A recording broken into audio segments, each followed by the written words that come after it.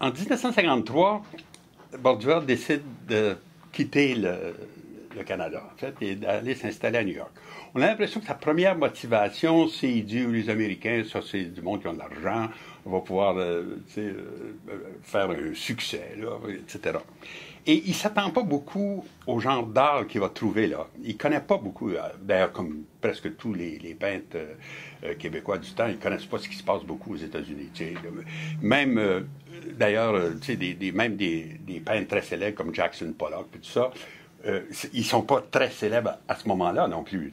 Même aux États-Unis, ce qu'on voit dans les musées, etc., c'est Thomas Hart Benton, puis c'est des choses figuratives, etc. Alors, en tout cas, en 1953, donc, il se rend là. Et là, il est confronté avec une peinture beaucoup plus intéressante qu'il croyait, ce qu'on a appelé là, les expressionnistes abstraits. Hein. Donc, ça va de, si on veut, de Pollock jusqu'à Rothko, puis alors Newman, puis il se rend compte qu'il y a beaucoup de monde qui ne sait pas, il n'est pas dans comment on pourrait dire, un backwater, c'est une espèce d'endroit où, perdu, où il n'y a pas de culture, etc. Au contraire. Alors là, l'impact de cette peinture-là, il n'est pas indifférent à ça, évidemment.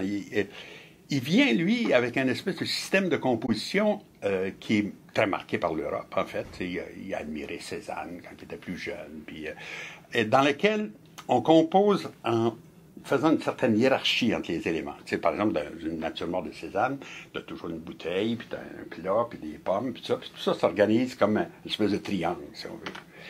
Et là, ce qu'il voit tout d'un coup dans la peinture américaine, c'est pas ça. C'est ce qu'on appelle le all-over composition. Le all-over, c'est qu'il n'y a pas de centre, il n'y a pas de hiérarchie entre les éléments.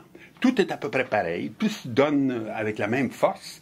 Et l'impression qu'on a, ça pourrait continuer à gauche, à droite, en haut, en bas, indéfiniment. Et là, c'est comme très déstructurant, ça. Puis en plus, l'autre chose qui se passe, c'est que les tableaux évoquent plus la profondeur, l'espace en 3 dimensions. Ils deviennent de plus en plus flat, près du spectateur. Et ça, on voit l'impact de ce nouveau système dans l'œuvre de Borduas. Évidemment, il fait une espèce de compromis entre ce qu'il faisait avant puis maintenant.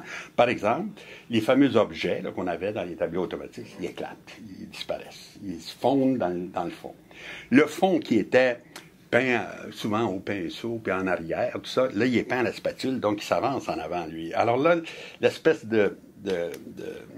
j'allais dire, de concaténation à la fois des objets et du fond, là, se construisent dans le tableau de Borduas comme ça.